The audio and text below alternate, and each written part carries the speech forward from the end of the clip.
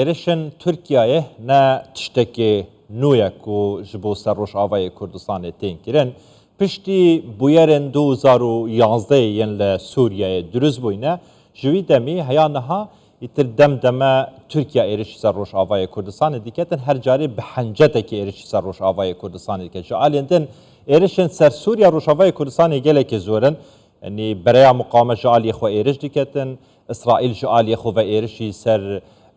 çekdarên nizîkî Îranê dikin, bi heman awayê êriş li ser Sûriyeyê berdewam in. Ji aliyê kedin ve hevpeymaniya nêvdewletî bi serpêriştiya Emerîka di nava Rojavayê Kurdistanê Sûriyeyê de ye, li hember van êrişane bêdengên êrişên Tirkiyeyê biçirî bi ser Rojavayê Kurdistanê ku jêrxaneya Rojavayê Kurdistanê bi awayekî giştî yani ji nav biriye. درباره وی که من میوانک هیه برس دکتر محمود عباس سیاستمدار کو ج تکساس امریکا دادگل مدابیتن دکتر شواش تو بخیراتی جبو کردستان 24 یعنی پرسکا گرنگ لوی داره اوه دکتر بوچی هر دما گرجی و آلوزین دنابرا ترکیه و پککی دروز دبن شر دنابرا وان دروز دبن یعنی خلکی روشاوای کردستان دبا قربانی سدم چنه؟ دما باش به سلاورز تماشاوانه را باور دکم ترکیه هر تموی سوجه کی پیدا بکه یعنی حتی وقتی گونه ایریش قندیل جیبن سوجه کی دیو پیدا بکه جبونی گوا فشار برد سر ریوبریا خسر جبرگو نج هبونا ریوبریا خسر وکی دیگه د ترسه ج پیش روجا ملت کرد ترسه ج پیش روجا گوسوبا فلکی پیش بکه باندورا وینا هندروی ترکی خو بکرین یعنی تدمیزنی او بازه انه تکلیه دنابرا دولتي هفپیمان ده و بتیبت امریکا و دو قواتی قصد گوینا ببره دمیزنی او برین بونا وینا و يعني مجالك ريجير بكي گوكاربي دستگرتي كي سر هرمي بكي يعني هرمي بخي بندسي خو يا رولا ريبريا خسر هليني يعني تركيا بتيبت في دميدا وقت قوتي زنجي كريا شري غزة شري أوكرانيا كشعبي أمريكا بيجي والقاسي كين بول سر هرما ريبريا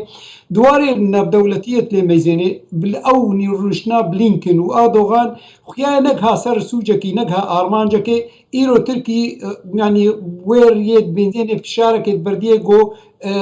يعني بهتر أرمانج نخوش أمريكا بيني دري هندرو ده وقت قلنا لنا دولتية لميزاني ده هندرو ده بتايبات أو دميزاني إنه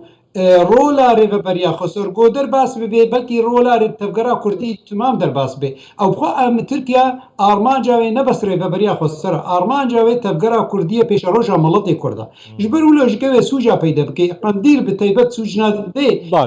جهم خابیه طبعا گرا کبیر رنا به لی از بهور دکم جو حتی ريبريا خسر سوریه مال مصطفى برزانی جهل ودی سنه که سوجنا ده پیدا کی تمام دکتر لی خلق روشاوای کردستان بجدی دبیجه یعنی جه حبتیه به روناهیا روژه لبرچاو امریکا و هفپیمانیان نیف دولتی ترکیه ایریش سر روشاوای کردستان دیگه ددمه که دا امریکا لروشاوای کردستان هفپیمان دیگه الهزین هسده یعنی اف چوا دبه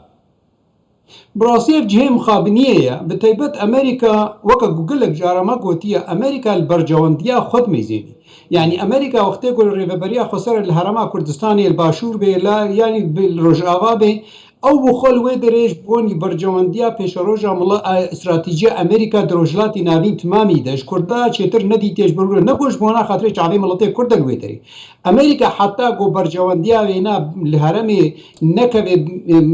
فشار ده نكبه بروبليم ده تجاره ردنا كلي ميزكا بچقاسي فشار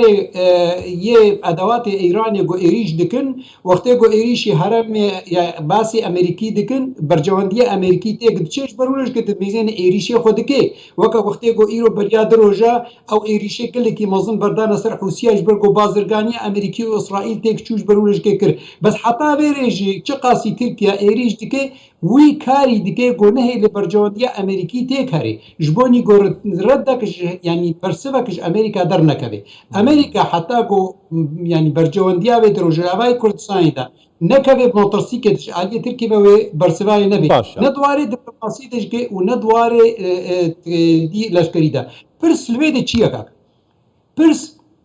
رێبەبەریا خۆسەر حتا چ قاسی کارێ ینی ئەمریکا قانع بکێ ینی بیر و بەهۆریگە پێر چێ بکێ و دوارێکی دیپلۆماسی سیاسی دە کارێ فشارێکی بەردێ سەر ترکیەوە ئیریشی خۆسەر بکەین ینی بگێ باڵتانەوە مەجالنا گۆ میشۆکنا دژێ درۆنێ ترکی پەیدە بکەین بترسيكي بده تركي انه دروني هاي بكبيه ابناش كده بهور ناكم طبعا رولا خبليزي از بهورتكم رولا اساركيا ديجو يا امريكيه برجوانديا مخابن حتى هيك ليكي تكنشو برياد ساعة از بروجافار اشتغليم وهذا ترمبيلي امريكي درخمه بدرباز بن ونيزيكي واي جهيكو بمبكباران كرنو وديناكش بنيجي باشا دمك جو برجوانديا وينا تكناشي حتى برجوانديا ولوبي قرك بدنا خويا كرن انه صب وقتی گوره و بریا خواست هری هیا تروریسم داعش وگری دکتر وکتاجی گوت یعنی دوان ایرشانه داتنه حولاتی سویل روجاوای کردستان دبا قربانی یعنی هزن حسدی جی داخوانیا خدا گوتیا هیچ چکداره که ما هیچ فرمانداره که ما نبوی قربانی وان ایرشانه جالی کدن و امریکی جی دناو روجاوای کردستان پاراستینه كوات الفيدري چارەسەر چییە یعنی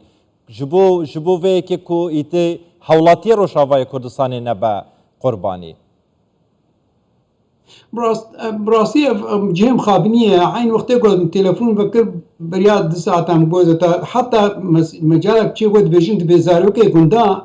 يعني ماليه غوندا زاروكي خبيجه دشين باجير جطر صاحنجي زاروكي وانا جواب بمبان ما كان رازن يعني قال لك جار وياد دوا او خدمتكاري يقعد جاد جهه كهرباء دوا شغل انما كان هر السيرفيدش مترسيا جو بمباران كرن تشيبي يعني البيد مجال شي كار بكرن يعني قالك دنا دولتي بدنا خويا كرن انه اب ايريشي تركي نسر ايريشي سر لشكرن يعني نا ايريشي دجي قصدنا نا ايريشي دجي سيفيلن مترسيكي دهني سيفيلا جبوني كوشباري كملطي كرتشي بي يعني ايرو جو ام ميزانن اصلا سري هشتي روجافاي كردستاني بوا يعني ديموغرافيا هاتيه غارتن لما كقول في دري تركيا تخازي يا اما يعني بكابي ديس هرمك مزندا يا اما كو ديموغرافيا هرمي بجار كيره بغاري چه ريبريا خسرتي خسر فشاري كي برد سر الدوله يعني نكاري فشاري برد بس دولتي ها بيماني قانع بك انه اب ايريش غوتي كرن تعالى قيماج قنديل تنيا قالك بقى قناعتي بس مخابن تتميزين وقتكو بيش خداني واتشيد من بيش خداني الباجير تشيد من تتميزين دي سنه كي والوزن قاعد هلدن او لوزن تدنا خويا قرن وتكليا قنديل رهنا اذا تركيا سوجيت بين سپاس دکتر محمود عباس سیاست مدار تکساس امریکا گلما بو یلک سپاس دکتر این هر هبن سپاس مسر چاویم بینت خشیده